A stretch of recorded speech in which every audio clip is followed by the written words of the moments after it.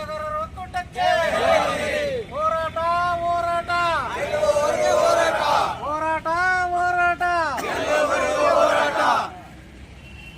ನಮ್ಮ ನ್ಯಾಯಯುತ ಬೇಡಿಕೆಗಳಿಗೆ ನಮ್ಮ ನ್ಯಾಯಯುತ ಬೇಡಿಕೆಗಳಿಗೆ ಬೇಕೇ ಬೇಕು, ನ್ಯಾಯ ಬೇಕು, ಬೇಕೇ ಬೇಕು, ನ್ಯಾಯ ಬೇಕು. ಪ್ರತ್ಯೇಕವಾಗಿ ಡಿಟೇಲ್ಸ್ಲಾಗಿ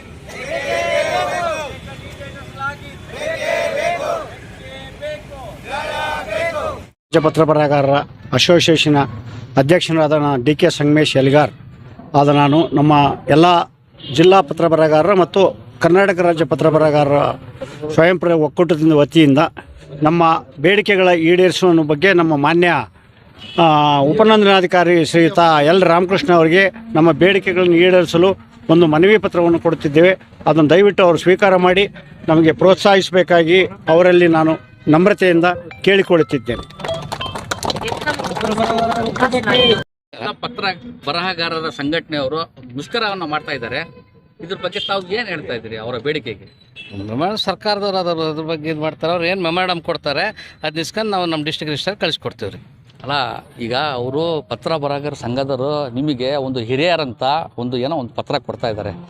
ಇಸ್ಕೊಂಡು ನಾವು ಮೇಲಧಿಕಾರಿಗೆ ಕೊಡ್ತೀವಿ ಅಂತ ನೀವು ಹೇಳ್ತಾ ಇದ್ದೀರಾ. ಅದು ತುಂಬ ಈಸಿ.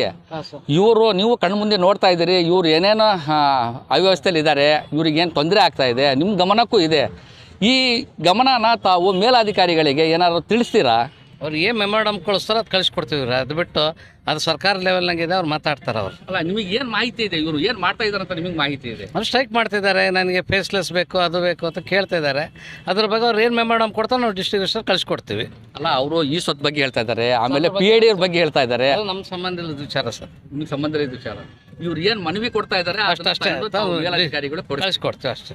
ಅಲ್ಲ, ಇದು ಎಷ್ಟು ದಿವಸ ಆಗ್ಬೋದು? ಯಾಕಂದ್ರೆ ಜನಗಳಿಗೆ ತುಂಬಾ ತೊಂದರೆ ಆಗ್ತಾ ಇದೆ, ಸಾರ್ವಜನಿಕರು ಇದರಲ್ಲಿ ಕಷ್ಟ ಅನುಭವಿಸ್ತಾ ಇದ್ದಾರೆ. ಇವರ ಒಂದು ಮುಷ್ಕರ ಜನಗಳಿಗೆ ತುಂಬಾ ಭಾರಿ ಬೀಳ್ತಾ ಇದೆ.